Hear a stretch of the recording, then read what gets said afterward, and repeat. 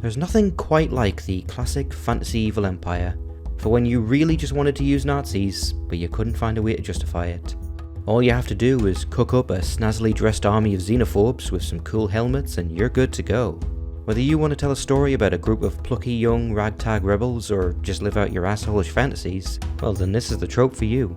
A flaw with these story arcs, however, is they usually don't explain how these evil empires came to be, which is, understandable. I mean, you don't want to risk humanizing your bad guys, else you might feel bad about killing them by the dozen. Of course, another reason might be because, we haven't had much success in that regard, and it's a real shame because how we got here can be just as important as where we are. So with all that said, let's turn now to our subject for today, Cheliax, the Infernal Empire. A nation that was once the crown jewel of humanity, but now exists as a stable but oppressive nightmare. As usual, let's start from the beginning. Like most places in Avestan, the territory that would later become Cheliax had its own traditions, history and mythos. As a civilization, they were fortunate enough to survive Earthfall, which is nice. But then Taldor came along and colonised them, wiping out any trace of the Khalid culture. Oh well.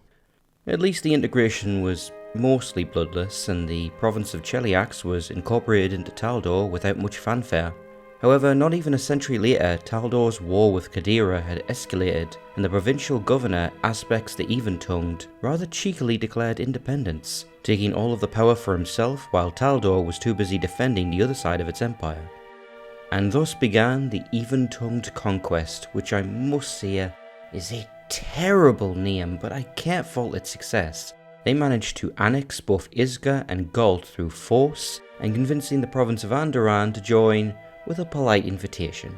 In just 10 years, Cheliax went from being a backwater Taldan province to an empire in its own right, and single-handedly started the current collapse of the Taldan Empire that has been going on for about 700 years now? As an Englishman, take it from me, empire's very difficult to maintain. While Taldor stagnated, the new empire of Cheliax launched its centuries-long quest of expansion and glory, propelling themselves to the height of human civilization. At its peak, the empire included what is now known as Nirmathas, Malthun, Korvosa, Andoran, Galt, Isga, and Vidrian. They also controlled the most important location in all of the Inner Sea, the Arch of Aroden, granting them control of a trade route that spanned all of Avestan and Garund. Their expansion led them to dominate and subsume many native people both at home and in Garund, and in the process install a ruling elite of Chelish origin in these regions, giving them strong blood ties to the empire, because, nobody rebels against their parents. In fairness to Cheliax, their campaign of conquest was a touch nobler than when Taldor did it to them. According to the prophecy of the Starfall Doctrine, the god of humanity Aroden would return to the material world in Cheliax, and would rule from its throne to lead humanity into a new age of glory. This prophecy defined life in Cheliax so much that the nation spent the year before the announced return of their god preparing the capital of Westcrown for his return, even to the point that the king himself abdicated his throne and declared that Aroden would be the new king. Instead, the Starfall Doctrine became the first of many prophecies to lose all meaning in the new Age of Lost Omens, when Aroden himself mysteriously died, cutting off his clerics from their divine power and throwing the empire itself into a chaotic civil war to seize the now vacant throne. This civil war eventually progressed from a morass of nobles fighting one another with no clear leaders to quickly becoming a two-sided conflict between the naval power of House Davian and the little-known House of Thrun that was backed up by none other than Asmodeus himself. Long gone are the days of even-tongued diplomacy. This war was bloody, and over the next 30 years it would devastate the nation. The war came to a close with the Battle of 100 Kings, where House Thrun emerged victorious using its devil-bolstered army to hold the city of Corentin and crushing the bulk of its rival's fleet and army. The following year, Queen Abigail Thrun I officially ascended to the throne of a diminished, war-torn empire, calling herself the Infernal Magistrix of Cheliax. Just like Cheliax had done to Taldor centuries earlier, Malthun used the distraction from the war to sneakily secede from the empire, and they would not be the last. Shortly after taking control of the nation, the new government moved its administrative centre to the inland port city of Agorian, where House Thrun's support was high.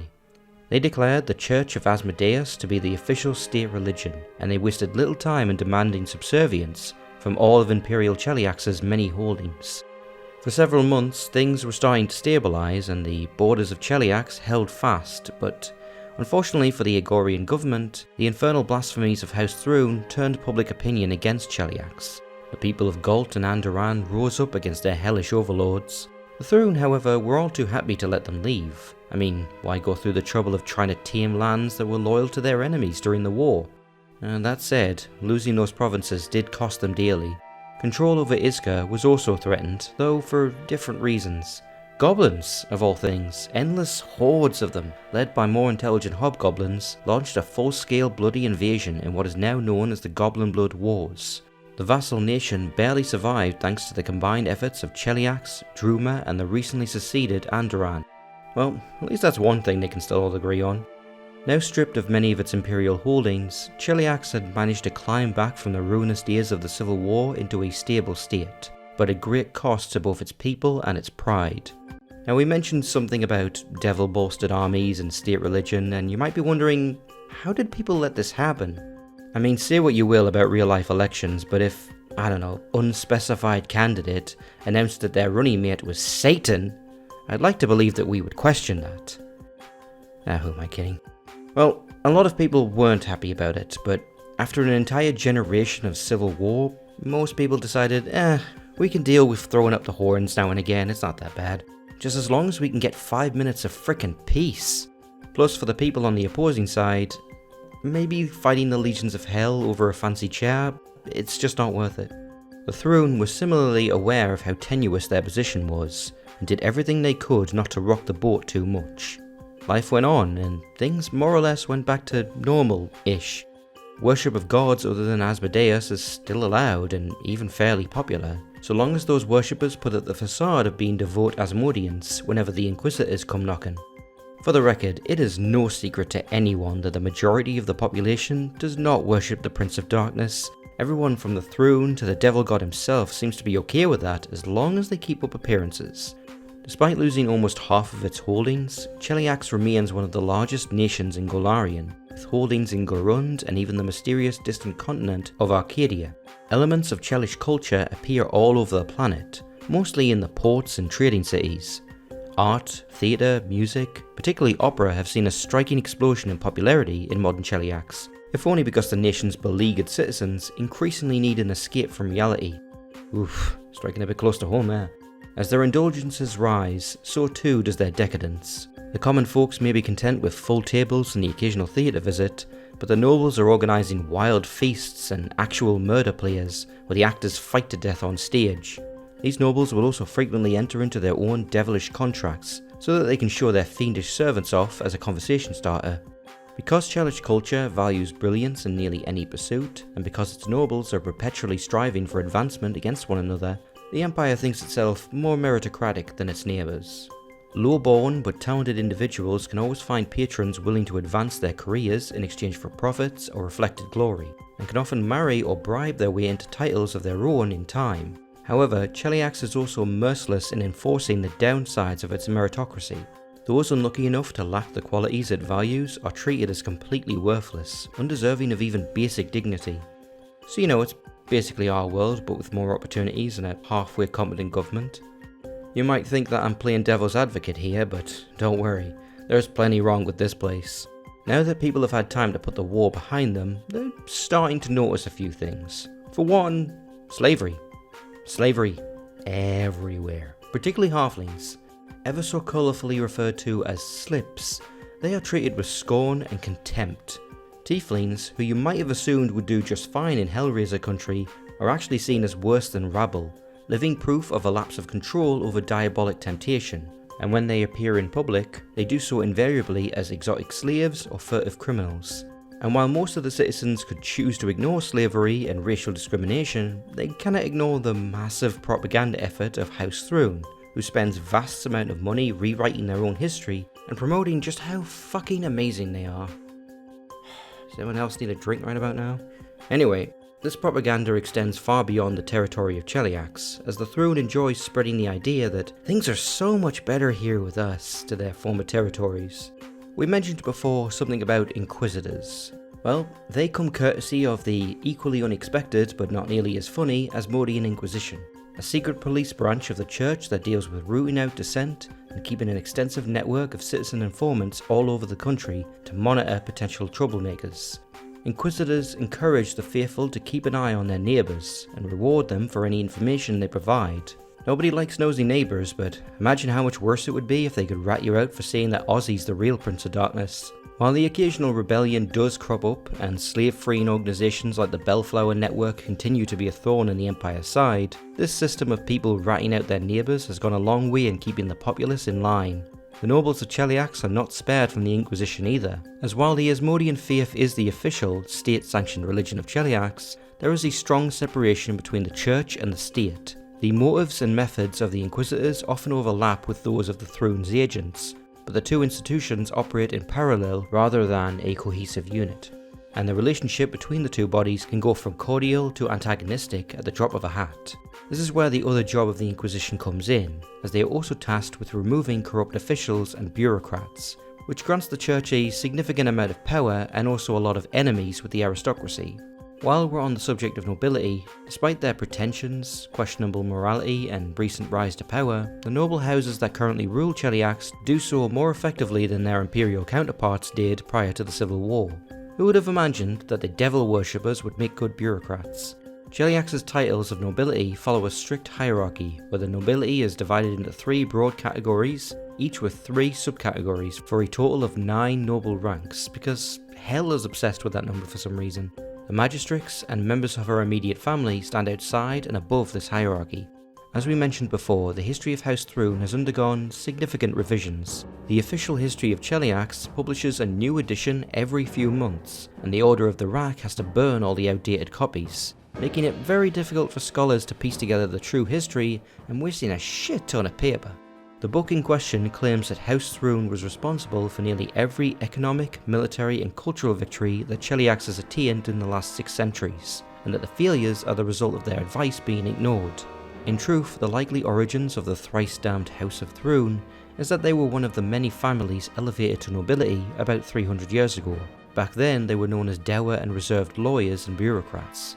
They were already starting to dip their toes into diabolism, with the lawyers of the family studying infernal law, but there's no evidence of them being affiliated with Asmodeus or the Archdevils. When Aradin died, Abigail Thrune I allied herself with several orders of Hell Knights before signing her infamous infernal contract in the Barren Woods. The Hell Knights, we should mention, despite their name, don't actually worship hell or devils. They are just insanely dedicated to the idea of law and order, something they have in common with Asmodeus and his ilk. There, in the Barren Woods, Abigail reached the ancient summoning circle known as the Winter Grove, and called forth a servant of Asmodeus.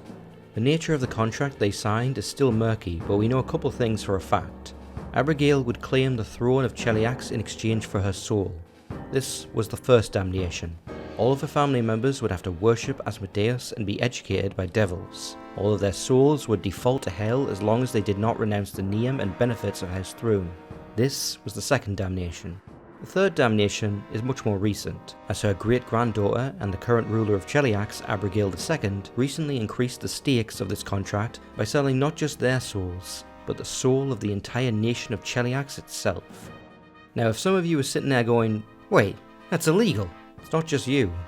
Many lawyers, priests and philosophers are currently debating how this is even possible or makes sense. Personally, I think she just did it because thrice damned sounds so much better than twice damned. Speaking of the young Abigail, like most of the rulers in her family, she did not inherit the throne so much as she earned it by being the most favoured and well-connected member of House Thrune around the time that the then current ruler had a mysterious accident. Worship of Asmodeus is mandatory in her house, although not really required beyond the lip service stipulated in the contract. She, however, is a true believer and has been devoted to the Archfiend from a very young age, to the point that he sent an Erinyes named Countessa Relatha to be the girl's personal tutor. In addition, she also managed to find the contract her great-grandmother had used to summon the Pit Fiend, and revised it to be more advantageous to her, and then summoned him back to the material plane as her servant. We should mention, by the way, these things are level 20. Look at their bestiary, their stat block doesn't even fit on one page. I don't know how the hell she pulled that off. While she knows that these two devils ultimately serve Asmodeus, not her, she heeds their advice while not allowing herself to be manipulated. In fact, rumour has it that most of the work that these devils are doing is reining in her impulses. Whether or not these impulses are real or not remains to be seen, as Abigail cultivates an image of being immature, capricious and demanding. She will make dire decrees one day and then forget or have them erased on the next. This is of course to keep those around her off guard, especially her closer relatives. She became aware that no one who wears the crown of infernal majesty lives for very long, early on in her life, when her predecessor, Magister Infrex Thrune, mysteriously slipped under the ice and drowned in a river. This happened only 13 years after Corellia Thrune also died from an unexplained drowning, and that was a few years after her uncle Terthul mysteriously disappeared, and that was a few years after Antonius died from eating improperly prepared blowfish, and that was only 2 years after he murdered his own mother, Abigail I. Are you seeing a pattern here? Because she sure did, and was understandably extremely paranoid. As a result, anyone who serves her is forced into an infernal contract that guarantees their loyalty by pledging their souls to her. She will trust nobody without these. For those who do try to backstab her, she enjoys terrorizing her inner circle by revealing betrayals and other schemes in their midst publicly, before punishing the perpetrators by petrifying them into statues to decorate her palace, like she's the White Witch of Narnia or something. These gruesome acts have also led to other Thrunes ratting each other out in order to protect themselves and their plans from scrutiny. Moving ahead in time, Cheliax is once again facing an internal threat that could potentially match its civil war. In 4715 ER, a group of paladins of Iomedae, the goddess of courage and honour, sought to reclaim her legendary sword, the Heart's Edge, that had recently been discovered by the Hell Knight Order of the Godclaw, who refused to turn the blade over to the church. Led by Alexara Cancellarian, they decided to take the relic back by force and destroyed the Hell Knights at their fortress, Citadel Dinyar. They reclaimed the sword and took the fortress for themselves. With Heart's Edge in their hands, the Iomedaean Knights decided to launch a crusade against the Thrune and rid the nation of its infernal influence. Iomedae was born there, and they sought to replace the Church of Asmodeus with that of their goddess. With their numbers swelling thanks to their powerful symbol and momentum behind them, they began conquering or converting towns to their cause, working their way to Agorian. As an order that was dedicated to a lawful good goddess, the Glorious Reclamation did not want to abolish the Church of Asmodeus outright. They believed the choice of which deity to worship, whether good or evil, should be left to the individual, not imposed by the state. The House of Thrune also had many more crimes to answer for as well, and the Glorious Reclamation intended to root out corruption in the Chelish government at all levels. While noble on the surface, their goals are kind of redundant. Neither the peasantry, the nobles, or House Thrune takes the worship of Asmodeus particularly seriously. It's mostly a facade. Meanwhile, the Inquisition is already doing a pretty bang-up job of rooting out corruption, so it's not like they'd change much there. I'm sure this whole affair has nothing to do with the fact that the leader of the Reclamation is part of a noble family that did not support House Thrune and thus lost all their titles and holdings when they took over. Surely she wouldn't have started this whole thing over something as silly as a grudge. Not even her promise of freeing all the slaves in Cheliax was good enough to get her the official support of the Church of Iomedae, which pointed out that they kinda had their hands full at the moment, with fighting the endless demon army that was currently pouring out of the World Wound. They're not particularly concerned with overthrowing governments at the moment.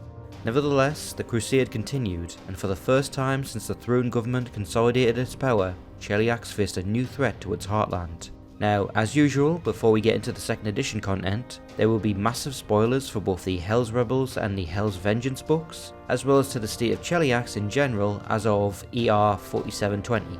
If you want to skip the spoilers, jump to this timestamp. Are they gone? Okay. So remember that whole Glorious Reclamation thing I was just talking about? Well, that was a bit of a wash. After a whole lot of successful espionage, assassination and revealing secret weapons, the Thrune's loyalist forces finally crushed the Reclamation at Westcrown a year after the crusade had began. The Church of Iomedae in Cheliax was dealt a devastating blow from which they won't recover anytime soon. Not everything is lost though for those looking for a change in Cheliax, as thanks to the events of Hell's Rebels, a group of revolutionaries known as the Silver Ravens managed to bring peace back to the Archduchy of Ravenhall and seceded from Cheliax completely to form their own independent nation. In a familiar twist of fate, the Chelish army was too busy fighting the Reclamation to do anything about it. and thanks to the discovery of the legendary Song of Silver, Ravenall was able to shield its cities against devils, robbing them not only of their teleportation magic, but also enchanting all weapons within the city where the song is performed so that they count as silver. Thanks to all of these advantages, Cheliax could do nothing to reclaim the nation. Yet even after Cheliax begrudgingly recognised Ravenall as a free state, it has found that it cannot fully escape its former ruler's influence. Cheliax and Nadaal hold Ravenall pinned against the Arcadian Ocean, and the Empire controls the supply routes this fledgling nation needs to survive. Despite their victories, for now they have no choice but to stay in Cheliax's good graces. Even with Ravenall's supernatural protection from the invasion thanks to the Song of Silver, its independence is not assured. On the plus side, at least they don't stand alone. Alongside them, the old Chelish colony of Sargava in the Moangi Expanse also declared its independence and consolidated into the new nation of Vidrian after the violent uprising of the Moangi slaves and disgruntled colonists against both the colonial authorities and a whole bunch of angry pirates. The people of Vidrian are a coalition of disparate Moangi peoples united under a common history, cause and banner, along with a sizable amount of Chelish colonists who earned their citizenship by fighting against their brethren. Naturally, coexistence was always going to be rocky. The fact that each faction has very different ideas about how to move forward isn't helping much.